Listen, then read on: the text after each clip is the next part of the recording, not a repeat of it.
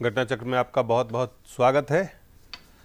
सबसे पहले हम नजर डालते हैं आज का हमारा एजेंडा क्या है।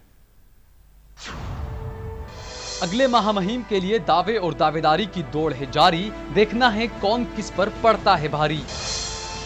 15 रुपए रोज की रोजी से जिंदा है 8 करोड़ हिंदुस्तानी। सच सामने आया सरकार की जुबानी। और गृह मंत्री का मुस्लिम संगठनों को करारा जवाब। कहा देश के मुसलमानों को सुरक्षा नहीं रोजी की है दरकार। और सबसे पहले हम बात करेंगे भारत के राष्ट्रपति पद के उम्मीदवार को लेकर लगातार बातचीत और बैठक का दौर जारी है, लेकिन किसी नाम को लेके बहुत ज़्यादा अभी भी कहीं पे भी किसी एक नाम को लेके या 2 नाम को लेके या 3 नाम को लेके, यहाँ तक कि जो नाम सबसे आगे चल रहे थे प्रणब मुखर्जी का, उन्होंने भी कह दिया कि अभी ये महज अटकलें हैं, अटकलों पे वो कोई भी किसी भी तरह का वो बयान नहीं देना चाहते। हमारे साथ है 2 पूर्व सांसद हैं, अखिलेश प्रताप सिंह हैं, पूर्व सांसद हैं, और डॉक्टर एजाज अली साहब हैं, राज्यसभा के पूर्व सांसद हैं। बहुत बहुत स्वागत है आप दोनों का। सबसे पहले एजाज अली साहब आपसे जानना चाहते हैं, जो अभी चल रहा है, कई बातें चल रही है। एक नई बात आज संगमा साहब ने कहा है कि अब किसी आदिवासी को राष्ट्रपति बनाया जाए। अब बात होती है किसी मुसलमान को राष्ट्रपति बनाया जाए, फिर बात होती है किसी दलित को राष्ट्रपति बनाया जाए।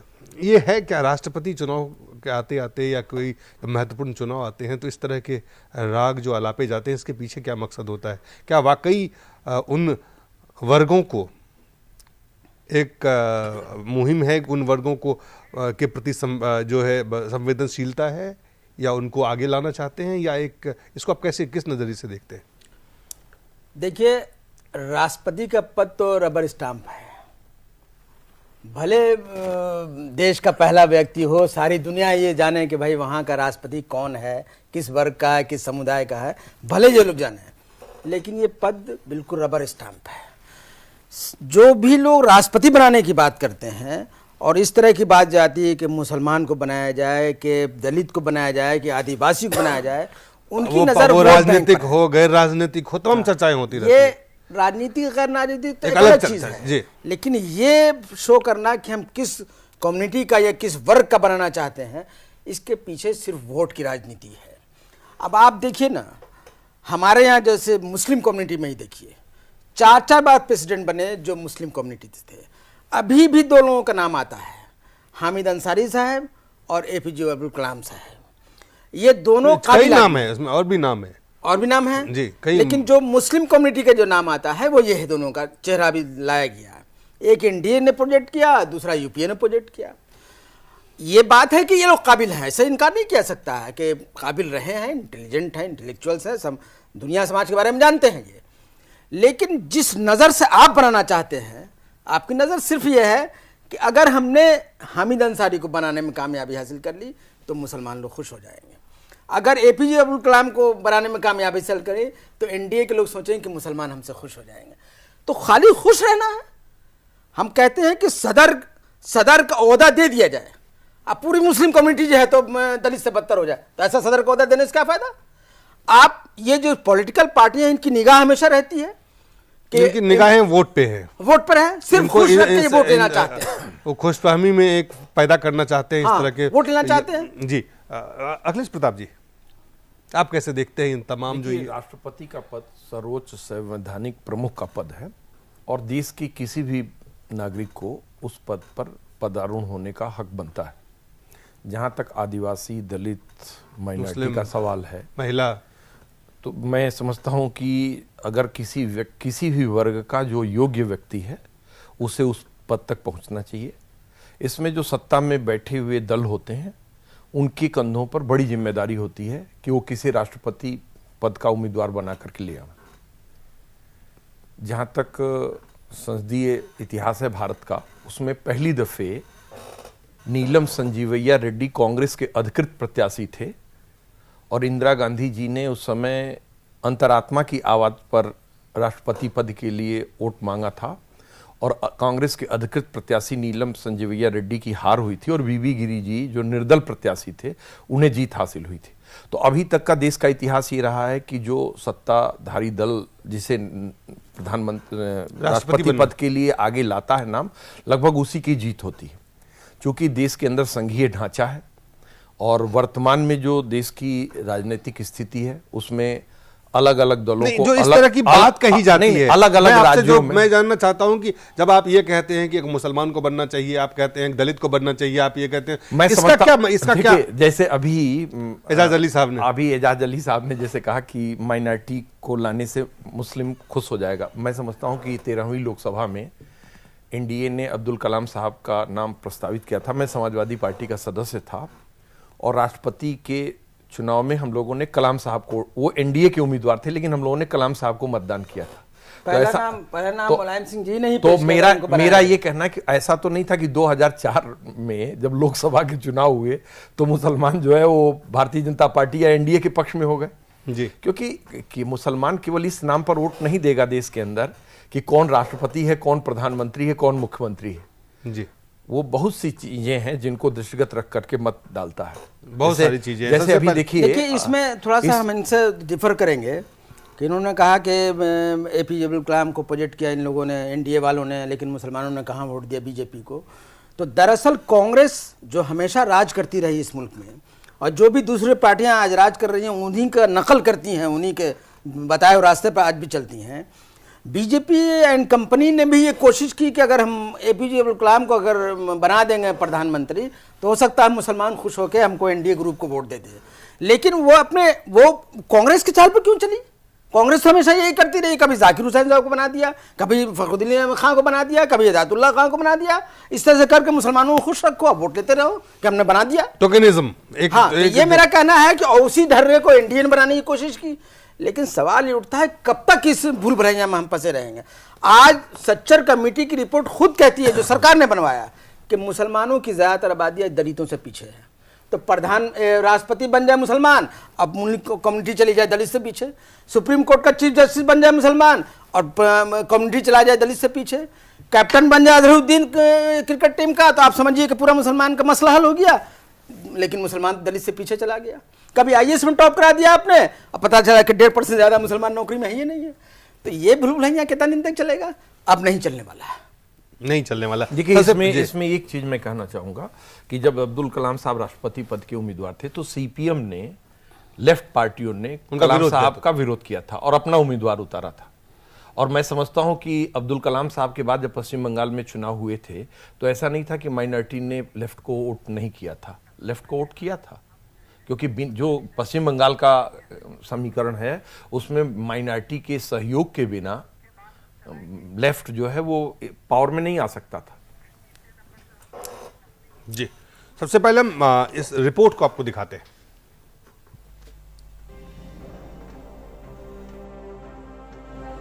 देश का अगला महामहिम कौन है, ये सवाल सत्ता के गलियारों में हर तरफ और हर रोज गूंज रहा है।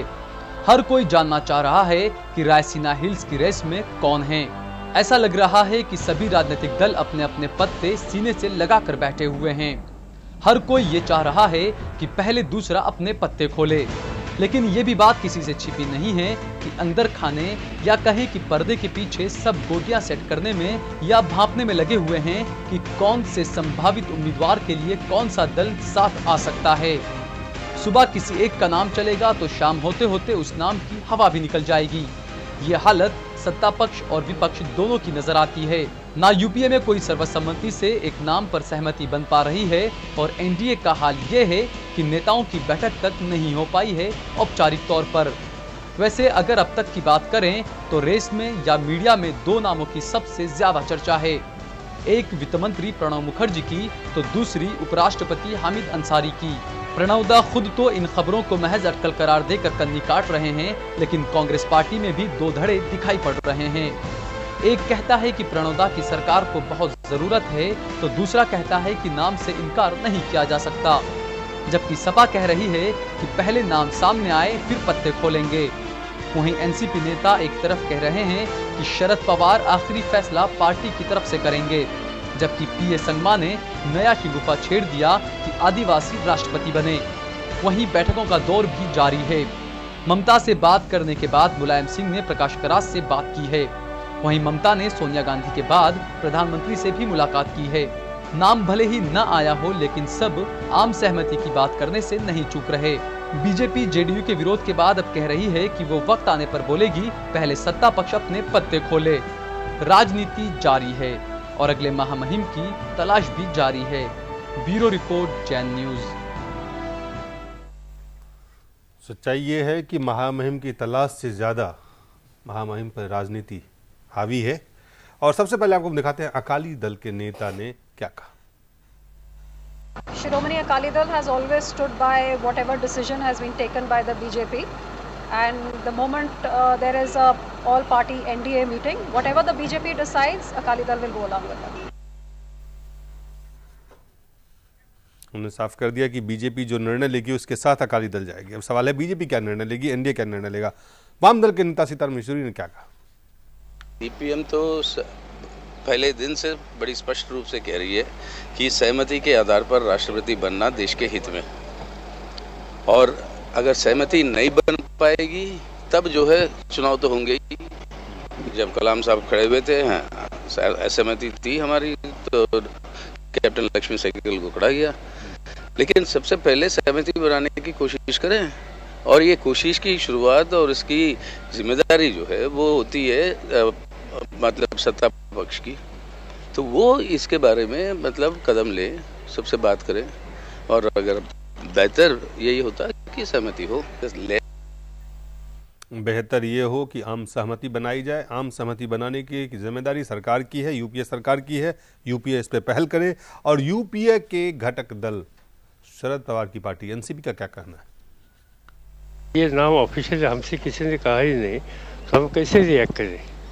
अभी हमारे सामने जहाँ तक एनसीपी की बात है, NCP is not aware about any name which has been proposed to NCP from appropriate corners. इस तरह से राष्ट्रपति पद के विषय में मैंने शुरू से कहा है, कभी बातचीत नहीं करनी चाहिए, और हमारी पार्टी इसमें विश्वास नहीं करती है। सर्वोच्च संवैधानिक पद है और पूरी गरिमा के साथ देश में आम सहमति के आधार पर वो चयन होना चाहिए।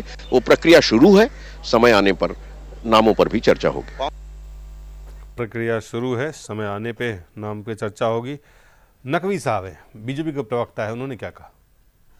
बयान और से आना और बयान से ना आने का कोई अर्थ नहीं है। जिनको आना है उनको आना है, जिनको नहीं आना है उनको नहीं आना है। अभी तो वही तो एक कहावत है ना, सूत ना कपास, आपस में लट्टम लट्टा। अभी तो कोई नाम नहीं है। कांग्रेस पार्टी ने, यूपीए ने किसी तरह के औपचारिक रूप से कोई नाम नहीं दिया है। हर दिन एक नाम की चर्चा होती है और दूसरे दिन दूसरे नाम की चर्चा शुरू हो जाती है।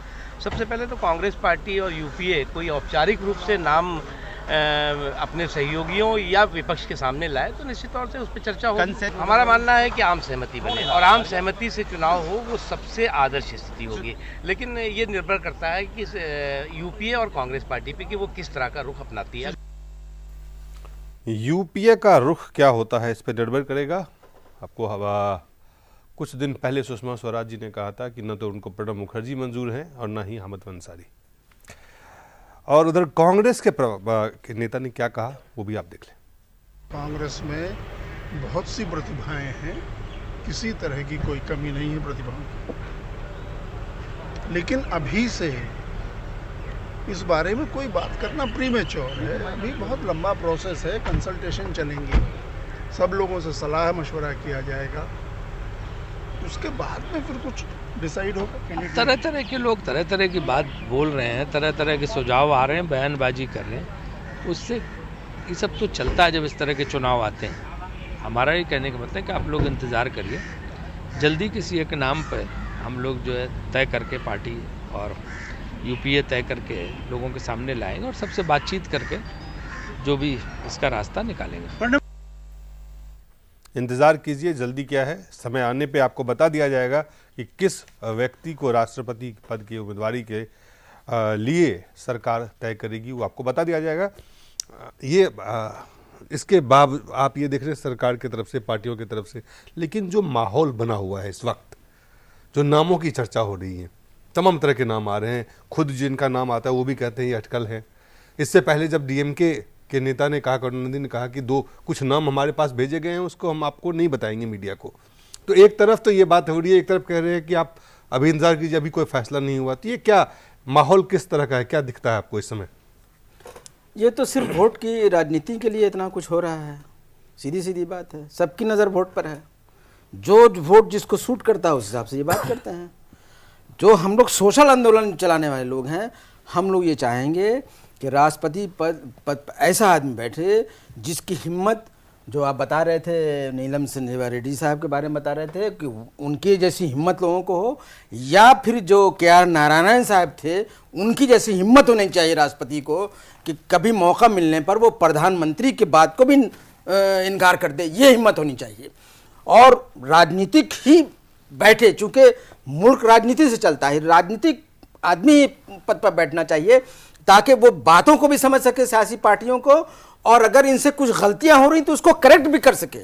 जैसे आप देखे होंगे कि पहले जब कांग्रेस की हुकूमत चला करती थी तो जब भी सरकार बनी, रिजल्ट वोट आता था, रिजल्ट होता था, तो आमतौर पर कांग्रेस को ही दावत दिया जाता था कि आप सरकार बनाने आओ, चाहे उसकी संख्या कितनी भी हो। लेकिन हमारे एक राष्ट्रपति ने ही ये फैसला किया कि नहीं, जिसकी ज्यादा संख्या है उसको पहले दावत देना चाहिए, चाहे वो शासन में है या नहीं है। तो ये रूल बना। तो ऐसे भी हिम्मत वाले राष्ट्रपति होने चाहिए। तो नहीं, एक बड़ा सवाल इस वक्त और भी है जो सब लोग बातचीत कर रहे हैं, लगातार इस पर चर्चाएं हो रही है कि जो राष्ट्रपति हो वो गैर राजनीतिक हो, क्योंकि जिस तरह का अभी माहौल है, एक गठबंधन है, उसमें कोई भी किसी पार्टी एफिलिएटेड किसी राजनीतिक व्यक्ति को नहीं देखना चाहते हैं वहां पे। देखिए, ये संवैधानिक पोस्ट है, राजनीति चलती है इसी के अंदर, इसलिए राजनीतिक आदमी को तो बैठाना ही चाहिए। हम तो राजनीतिक आदमी के फेवर में हैं, इसलिए कि गैर राजनीतिक लोग नहीं कर सकते हैं। अखिलेश जी, देखिए, मैं इस बात से सहमत नहीं हूं कि इस पे केवल राजनीतिक व्यक्ति ही जाना चाहिए।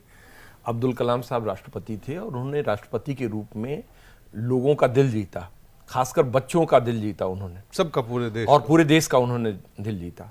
जो उस पद के योग्य व्यक्ति हो, उस पद के योग्य व्यक्ति को उस पद पर पदारूढ़ होना चाहिए।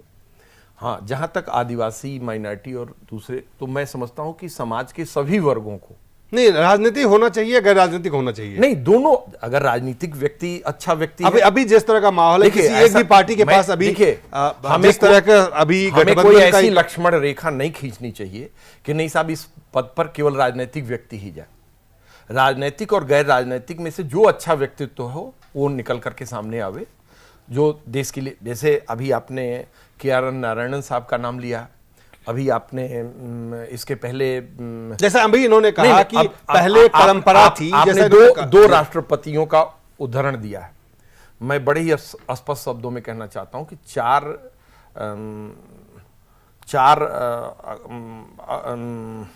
4 दिसंबर 1992 को तत्कालीन राष्ट्रपति थे शंकर दयाल शर्मा जी, और उस समय मैं उत्तर प्रदेश विधानसभा का सदस्य था। मैं समाजवादी पार्टी से सदस्य था। हमारा एक प्रतिनिधि मंडल तत्कालीन राष्ट्रपति जी से मिलने के लिए आया और हम लोगों ने स्पष्ट तौर पे कहा, उसमें मैं सबसे कम उम्र का व्यक्ति था, हमने कहा कि 6 दिसंबर को अगर बाबरी मस्जिद गिरा दी जाएगी तो आप क्या करेंगे। उस दिन मैंने देखा कि संवैधानिक सर्वोच्च सत्ता पर बैठा हुआ व्यक्ति बिल्कुल किंकर्तव्य विमूढ़ स्थिति में था।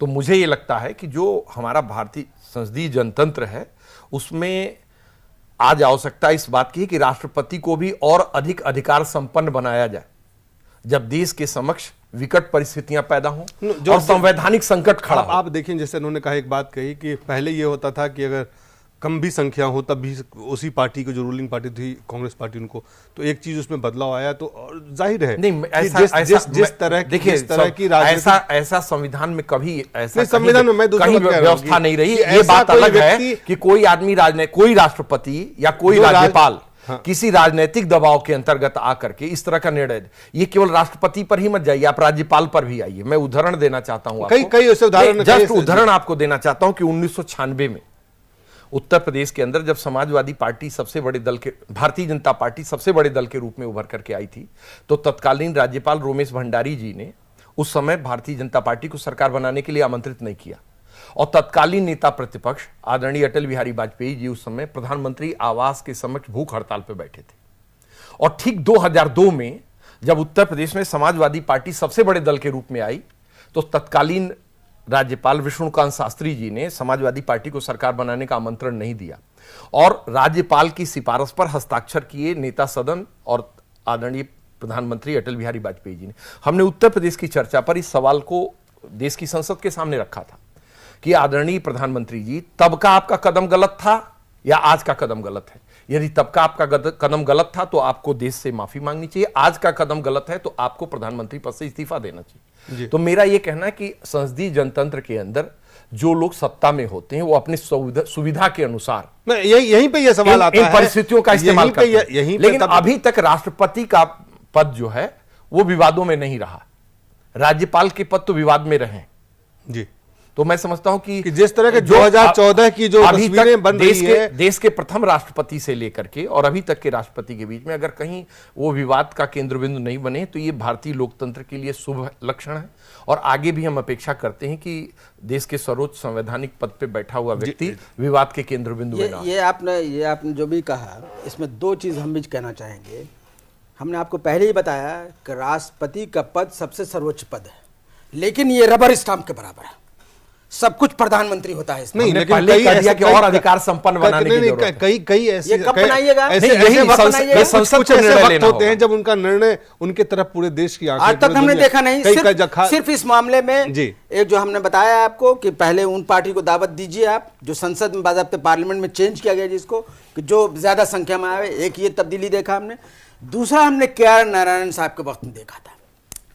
के.आर. नारायण साहब को जब ये गोल्डन जुबली मना रहे थे, गोल्डन जुबली जो 50 वर्ष पे होता है संविधान के, ये गणतंत्र के, उस वक्त प्रधानमंत्री और प्रेसिडेंट के बीच में टकराव हो गया था। आपने भी देखा होगा वो सीन। उस वक्त के.आर. नारायण साहब का हमने हिम्मत देखा था, जबकि जिनके भी ये प्रधानमंत्री ये राष्ट्रपति बनाए हुए हों। आपने जहां तक कहा ए.पी.जे. अब्दुल कलाम साहब का सवाल, देश खाली दिल जीतने से चलेगा? आप 6 बरस का रिकॉर्ड देखिए, उनको क्या किया उन मुल्क में, क्या फैसले लिए? कुछ नहीं, खाली देश का दिल जीतने से कुछ होने वाला है नहीं। संवैधानिक दायरे के अंदर एक संवैधानिक प्रमुख को जिस तरह की जिम्मेदारियों का निर्वहन करना चाहिए, मैं समझता हूं कि अब्दुल कलाम साहब उस मामले में निर्विवाद व्यक्ति रहे, उनके ऊपर कहीं से कोई दाग नहीं उठता है। और जहां तक आपने कहा कि उनको कब अधिकार संपन्न बनाएंगे, तो ये तो काम संसद का है, ये पार्लियामेंट का काम है जी। चलिए उस पे फिर चर्चा करेंगे। फिलहाल समय होगा छोटे से ब्रेक का। ब्रेक के बाद वापस आएंगे और चर्चा करेंगे। गरीबी सिर्फ बहस तक सीमित रह के ऐसा लग रहा है कि सिर्फ बहस तक में ही इस पे चर्चा होती है। बहस के बाद जो कार्रवाई जमीनी होनी चाहिए उसमें काफी कुछ करना बाकी है।